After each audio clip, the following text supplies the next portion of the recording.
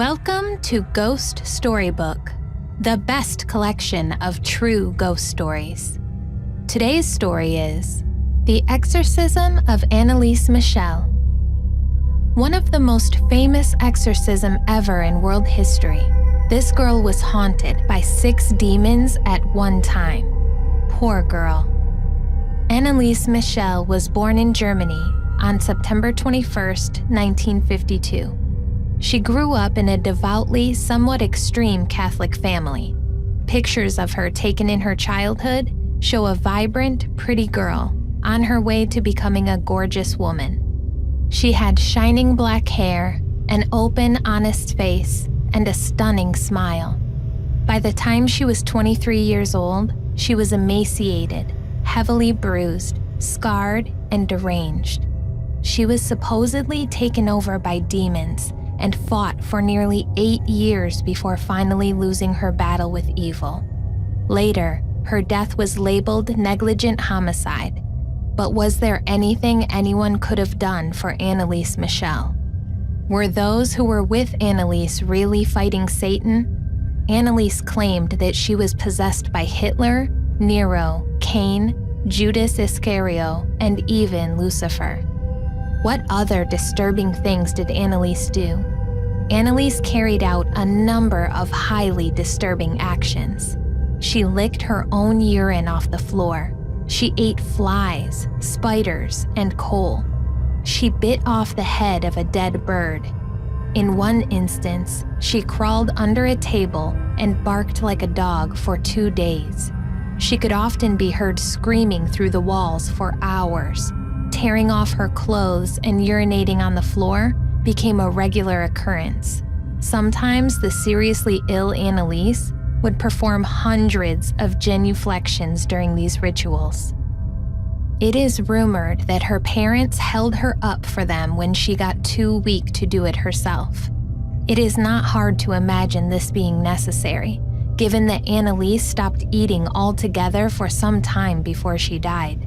She believed it would lessen the evil's control over her. There are claims that Anneliese spoke several different languages, or the demons and evil souls that possessed her did. Why did Anneliese Michel refuse to eat? She forced herself to fast because she believed that it would rid her of Satan's influence. At the time of her death, she weighed only 68 pounds. Prior to her death, she had spoken of dying to atone for the sins of the wayward youth and apostate priests of the modern church. Did the exorcisms cause her bodily harm? What were Anneliese Michel's last words? Weak and on the verge of death, she spoke her last known words on the day before she died. She told her exorcist, "Beg for absolution." To her mother Anna, she said, "Mother, I'm afraid." When she died, she was around 31 kilo. She was a fine lady, but she died in a worst way. Later on, a movie was made on her story, The Exorcism of Emily Rose. Thank you for listening. Subscribe us for more stories. Welcome to Ghost Storybook, the best collection of true ghost stories. Today's story is Grandfather's Tombstone. My ex-husband was serving time in prison, and we were not yet married. During his 8-month sentence, I stayed with his parents. The year was 1994, and I recall that the local cemetery had been vandalized, and his grandfather's tombstone was one among the many desecrated tombstones that day. It seemed as though around the time that the family had brought the busted headstone to the house to be repaired, the visits began. They never did fix it, and there it sat in the basement of this house from 1994 until 2006. I will warn you, though, that this story is a little lengthy, and for that, I do apologize. If you were to have talked with someone that spent any time in the house back then, they would have had their own story to share. However, I feel none had one as intense as mine. It was late one night, during the school week, and another teenager that was living there and I had been hanging out. They had to go to bed for school in the morning, and as they exited my room, they turned out the light.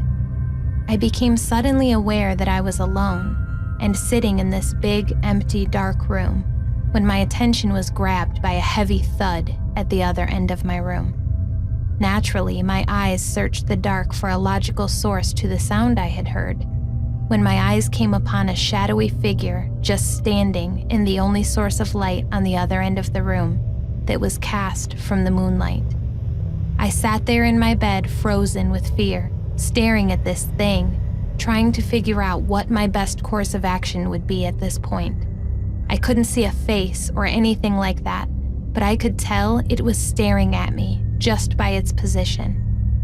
I had the idea that if I were to just ignore it and pretend to be asleep, it would lose interest and leave. So I slid beneath the blankets with my back turned towards this being. That's when I heard it scurry across the bedroom floor, towards the side of the bed where I was laying. I felt my heart sink in that moment. I was terrified. I decided to stick with my plan of action and started in with making snoring sounds, still convinced that if it truly thought that I was sleeping, it would go away. This was not the case. I sort of gave the blankets another tug and shifted myself a bit to mimic someone who was sleeping. I then heard it move to the foot of the bed. I was so scared, and I thought my heart was going to burst because of how fast it was beating. I continued on with my whole sleeping act when I felt the bed beside me sink in as if someone had climbed into bed with me. Eventually, I fell asleep that night. When I awoke the following day, I was reminded of the visitor I had the previous night. I was dreading having to spend another night in that room and possibly having another encounter. Fortunately, that day, another girl that was staying there came to me and asked if she could stay in my room with me. I remember feeling relief when she came to stay with me. I felt that I should tell her about the incident that took place the night before. Of course, like most people, she was in disbelief at first. That is, until we had decided to pair up and venture downstairs to use the restroom in the middle of the night. This would have been one of several encounters that I shared with a few people during that time. On our way back upstairs, we heard the basement door open and then close. Assuming it was the lady of the house, we walked down the hall to talk with her. Only when we got there, it was dark and no one was around. As we stood there in the darkness looking at each other, we heard footsteps running down the hall towards us. We took off running up the stairs and into my room. We made a pact that day to never go downstairs or out of my room at night again. For the remainder of the time I lived in that house, which was nearly 3 years, there was a lot of commotion involving the shadow being. My ex-husband's parents, being the old-timers that they were, began to complain of someone or something grabbing their shoulder and moving things. After moving out, we did not return again for another 10 years. We were moving and passing through and needed a place to stay overnight. By this time, his parents' health had declined, and neither were as mobile as they had once been. We showed up in the middle of the night and put the kids to bed in the room next to the one we were going to sleep in. We were getting ready to settle in for the night when we heard loud, heavy footsteps, slowly ascending the staircase that led to where we were. We knew it couldn't have been either one of his parents because they could barely make it around the house, let alone a massive flight of stairs. Being tired and whatnot, I was not thinking of the possibility of the resident ghost paying us a visit and assumed it was our oldest boy returning from the bathroom.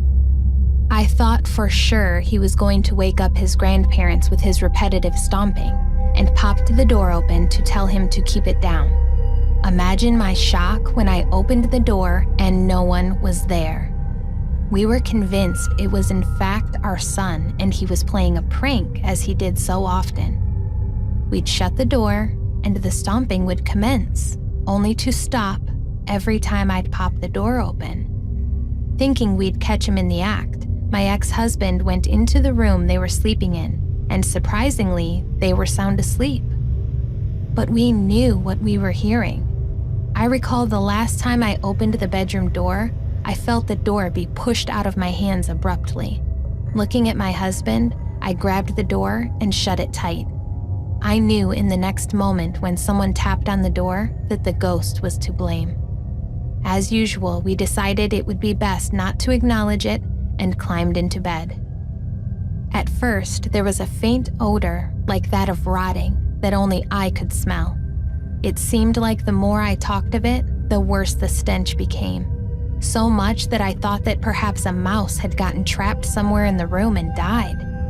After tearing the room apart, searching for the source of the smell, and not finding anything, we gave up and climbed back into bed. For the remainder of that night, I laid there listening to what I could only assume was the thing running up and down the hall outside our room, hitting the walls along the way. A few years later, his parents had passed, and I was standing in the basement of this house when I happened to notice that the busted gravestone from 1994 was still sitting there, not repaired. Shortly after, the house was remodeled and sold, and the family replaced the tombstone.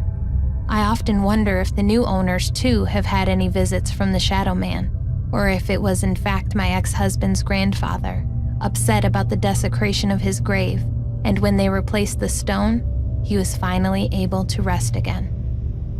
Thank you for listening. Subscribe us for more stories. Welcome to Ghost Storybook, the best collection of true ghost stories. Today's story is Summer Job. A boy got a summer job working in a cemetery. It was not the type of work he would normally choose, but his dad was friends with the undertaker and had convinced him to take the job, despite his fear of dead bodies. It was a very eerie place to work, and after being there for over a week, the boy still got the creeps when he caught sight of a corpse.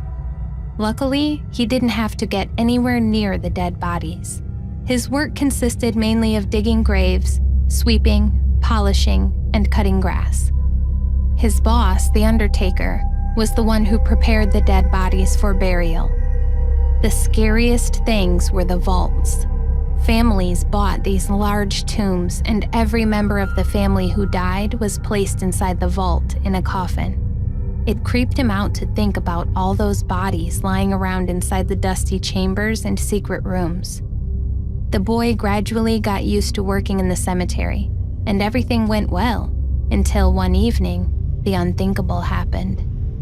While he was inside one of the vaults, sweeping the floor and polishing the nameplates, a gust of wind blew the vault door shut. He realized, to his horror, that he was trapped in the crypt, surrounded by dead bodies and coffins, with no one to help him. His worst nightmare was coming true. He shouted and hollered, but it was no use.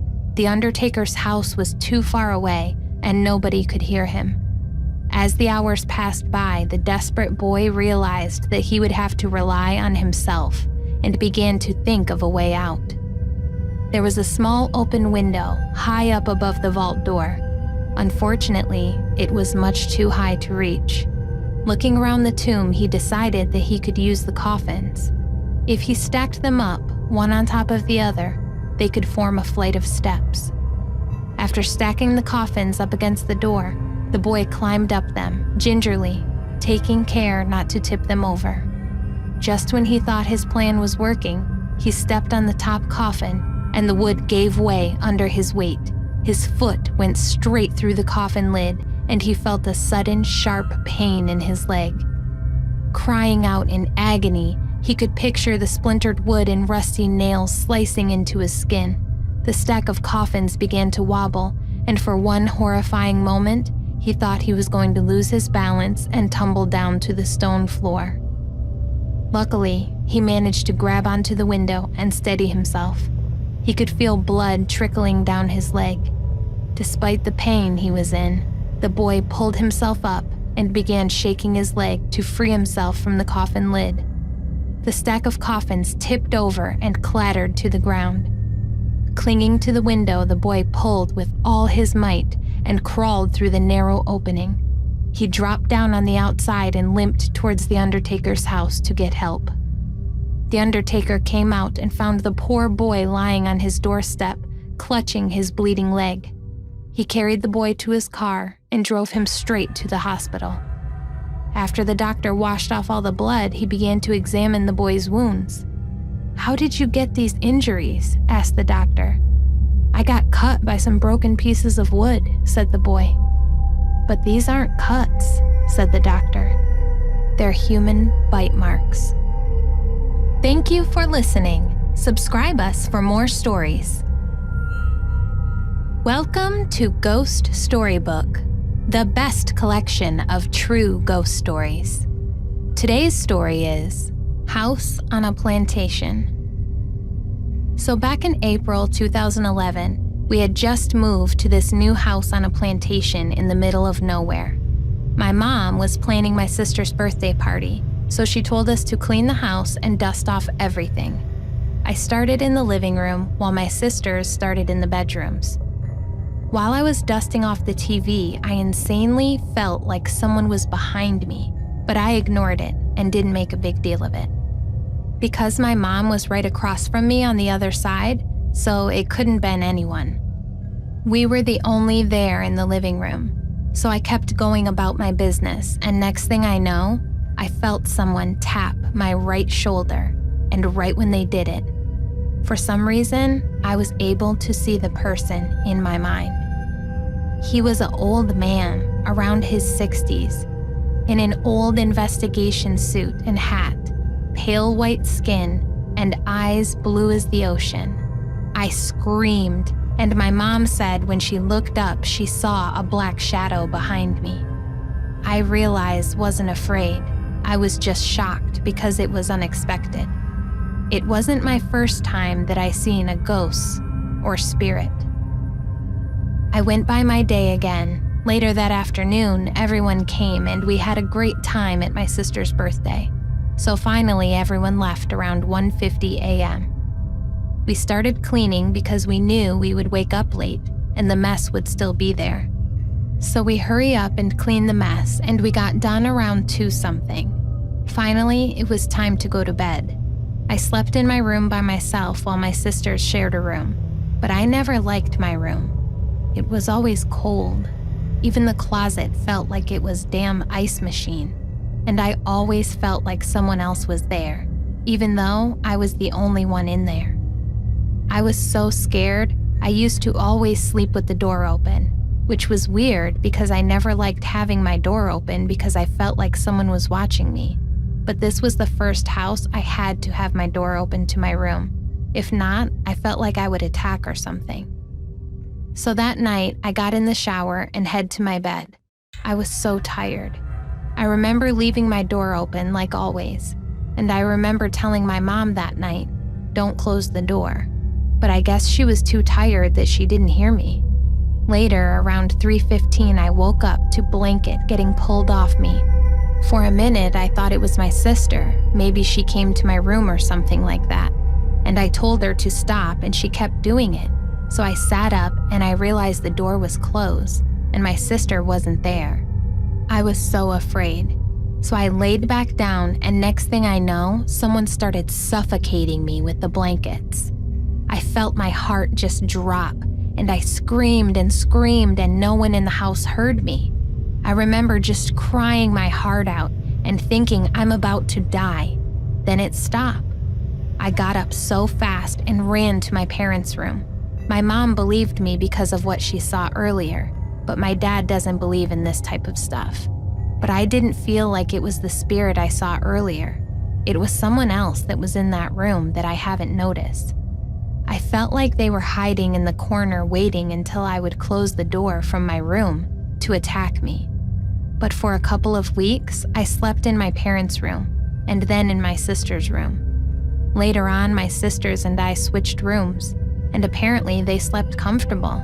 Nothing happened to them, even with the door being closed. Only me, I guess. After the incident, I never walked into that bedroom again. Thank you for listening. Subscribe us for more stories. Welcome to Ghost Storybook, the best collection of true ghost stories. Today's story is Evil at Home. Well, this is my story. This one day, me and the mister were watching movies. Then all of a sudden, this empty Gatorade bottle came flying across my living room. We both looked at each other and said, "Don't be scared." So we ignored it. I yelled out, "Whoever you are not welcome in my home." So anyways, we paid no attention to it. As the days went, I said to my kid's dad, "Do you know you sleep talk lots?" He says, "No, I don't." So I said, "One of these nights, I'm gonna hit record on my phone." So I did, and I know I pressed the stop button. So I forgot about that recording for 3 days. I said to him, "Oh hey, I finally caught you sleep talking." So I played my recording. OMG, that was the most evilest sound I've ever heard in my life. Just gave you chills. My phone said it recorded for only a minute, but the recording goes on for almost 7 minutes long. To this day, we never wanted to hear it. Friends have listened to it and told us not to. Just knowing there was something sounding so awful and evil, we had a hard time sleeping at nights. Our kids were scared to sleep in their rooms. Our puppy would bark at things we could not see. When we would sleep, somebody would tap us when we were sleeping.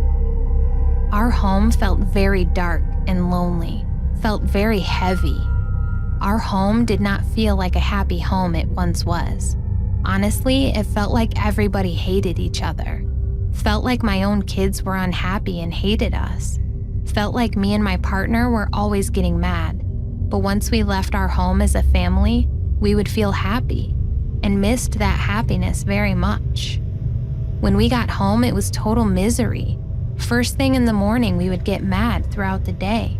I felt in my heart like giving up, but I loved my family too much. My kids would see things in their rooms. Somebody would grab their legs or scare my puppy. This one day, I felt like I was losing my mind. I guess I was stressing out so much, working 2 jobs and worrying for my kids.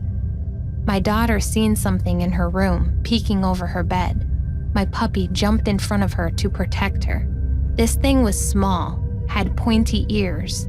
It was too dark to see, but it scared her really bad. That was the night she wanted to try and sleep in her bedroom. She was just shaking with fear. My kids even said to me, "One of these days, I'm not gonna be in this world." My heart broke, thinking, how can I make this better? I would stay up late just to watch my babies, make them feel safe. I had Bible opened in every room of my home. This one day I woke up so sad, feeling I have failed, so I went driving down the road in a big daze. Then I come pulling in our pastor's road. My grandpa always used to tell me to go to him if I ever needed anything. So I knocked on his door. I couldn't help myself. I just broke down at his door, telling him what we have been going through. I looked so tired. I felt so drained and so relieved at the same time. For over a year, we've been experiencing all this. He hugged me and came to my place, and he blessed my home. My home felt lighter.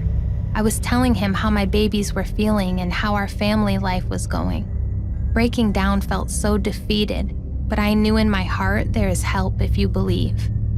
He prayed for our family. It felt so good. Until that night, I told my baby, "You can sleep in your room now." She said, "I don't know, Mom. Doesn't feel right in there." Anyways, she did, and she came to me and her dad telling us somebody was squeezing her body like a bear hug.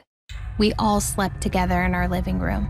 Then the next day, I told the pastor what happened, and he said to me, "I didn't want to scare your babies yesterday. I didn't want you to worry. The day before, when he left, he said to me, 'Please don't hesitate to call me to come back anytime.'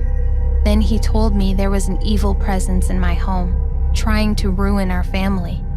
Anyways, he came back with some help. They prayed for one bedroom that felt the heaviest in our home. So today it is okay. We still hear things in our home, but we are not afraid." Thank you for listening. Subscribe us for more stories. Welcome to Ghost Storybook, the best collection of true ghost stories. Today's story is Ghosts of the Himalayas, as revered by the Indian Army. There's just something about a ghost story that makes you want to sit beside a fire with your legs curled up and a warm cup of coffee in your hand, or maybe even scotch on the rocks, depending on what suits your fancy. And now imagine yourself in an alien land with treacherous terrain, freezing temperature, miles away from family and anything familiar. Won't a ghost story spice up your life a little bit?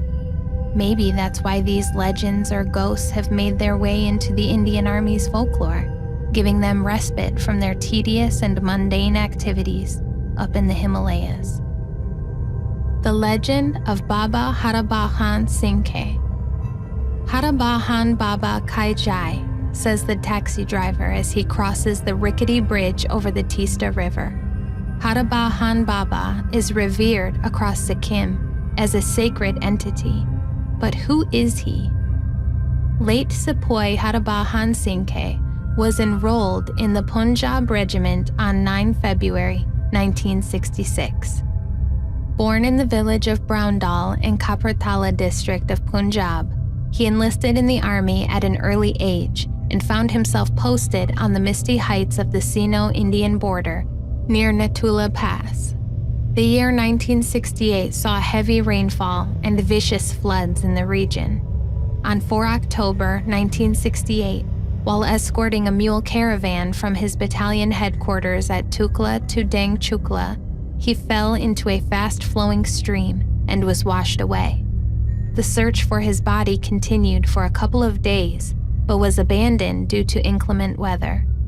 And one day, Harabahan Singhe appeared in the dream of one of the sepoys in his unit.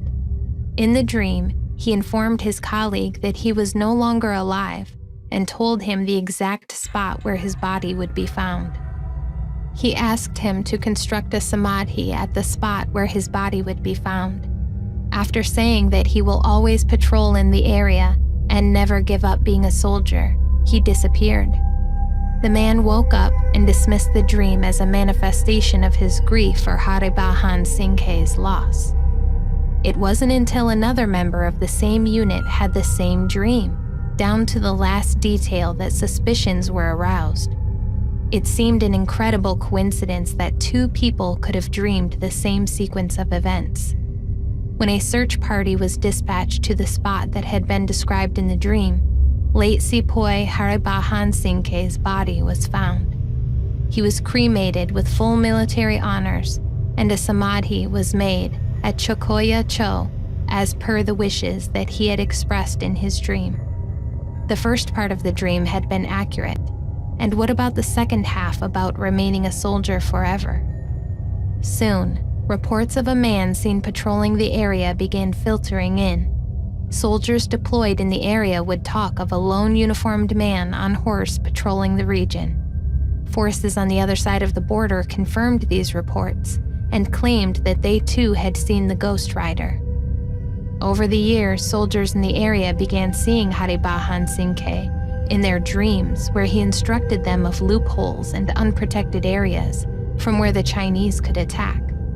His instructions generally proved to be accurate, and the legend of Baba Haribahan Singhe grew. Meanwhile, the popularity of the shrine was also growing. It gained significance as a religious spot, and people came with the faith of having their problems solved or their infirmities cured by the Baba who had come back from the dead. The samadhi dedicated to Haribahan Singhe consisted of a 3-room complex where a bed would be laid out for him and his uniform and boots would be displayed for the visitors. Caretakers of the samadhi would swear that each morning the bed sheets would be crushed as if someone had slept in the bed the previous night, and the carefully polished boots would be soiled and covered with mud. This conundrum only added to the Baba's followers, who came in truckloads. The Indian Army realized the importance of the late Sepoy Haribahan Singhe, and in honor of his contribution, he was promoted to honorary captain. A paycheck would be sent home to Kapartala every month, and more interestingly, he would go home on annual leave on September 14th every year. Soldiers would pack his trunk with basic essentials, and Captain Haribahan would be accompanied by 2 soldiers all the way to Kapertala by train and brought back after a month the same way. This tradition continued for years until he was retired a few years back. Following the twisted, narrow roads at a steep incline, taxis and cars snake their way to 14,000 feet to visit Haribahan Baba every year. Devout believers from all over Sikkim and Bengal visit the Samadhi, bringing the sick and the elderly in the hope of a miracle. They bring bottles of water and take back those lying there. It is believed that water left at the Samadhi over a period of time turns to holy water and is capable of curing ailments. Food is served to the devotees who make the arduous journey by the soldiers looking after the Samadhi. The Samadhi dedicated to Haribahan Baba is located amidst a beautiful panorama of high mountains, broken in places by gushing waterfalls and dotted by multicolored shrubs. En route, one crosses beautiful lakes and hamlets that resemble something out of a picture postcard. One such village is Kionsla. The ascent is steep and often takes skilled driving. In order to reach the Samadhi, a detour must be taken along the road that leads to the Sino-Indian border, across Natula, which was opened for trade recently. The Samadhi attracts people from all religions. In its own way, it has promoted a certain secular equanimity in the region, a rare feat in today's world. Taxi drivers and soldiers passing through the area generally stop at the Samadhi to pay obeisance to the revered Baba. Not doing so is supposed to bring bad luck. In a society that is dictated by tradition and supported on the pillars of superstition, it is not uncommon to find a legend of this kind. Perhaps the Chinese are just as superstitious as we are, because at the monthly flag meetings between the 2 nations at Natula, the Chinese set a chair aside for Haribahan Baba. And as the red flag, bespeckled with stars, flaps in the icy wind next to the tricolor, a lone figure perhaps stands and watches, ever alert, ever watchful, ever zealous, and ever protective of his country's honor, a zeal that has lasted beyond death. Thank you for listening. Subscribe us for more stories.